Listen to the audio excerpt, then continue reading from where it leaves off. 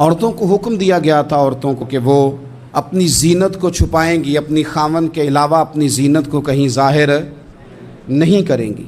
کیا میں بڑی درد دل سے آپ سے پوچھتا ہوں کہ جو عورت بن سور کے باہر نکلتی ہے یا جو نوجوان صبح تیاری کر کے مہنگا جوڑا پہن کے اور بڑی کریمیں لگا کے اور بڑا اپنے آپ کو تیار کر کے باہر جاتا ہے، تو اس کے دل میں یہ خواہش نہیں ہوتی کہ لوگ مجھے دیکھیں؟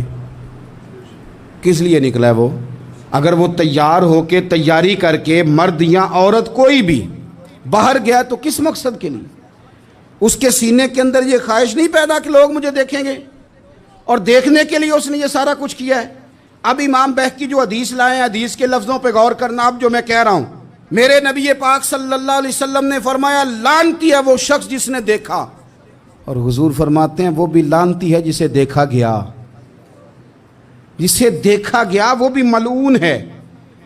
کس کی بات ہو رہی ہے؟ تو شارحین فرماتے ہیں جو تیاری اس لیے کر کے گیا تھا کہ مجھے دیکھا جائے، جس نے اپنے اوپر طاری کی تھی چیزیں کہ مجھے دیکھا جائے اور میں بد نظری کا۔ حضور علیہ السلام نے تو ہمیں فرمایا تھا کہ تہمت والی جگہ سے بھی بچ کے رہنا، جہاں تہمت لگ سکتی اس جگہ سے بچو۔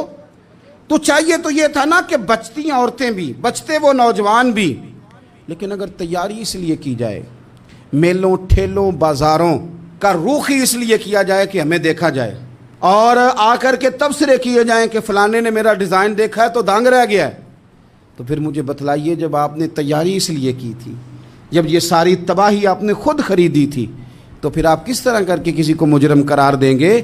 تو کبھی بھی کوئی ایسا ماحول نہ بنائے۔ حکم تو یہ تھا کہ اپنے خاوند کے لیے عورت تیاری کرے، غیر کے لیے تیاری نہ کرے۔ اب عورت گھر میں میلے کچیلے کپڑوں میں رہتی ہے، اور جانا ہو تو وہ کہتی ہے مجھے نیا جوڑا چاہیے۔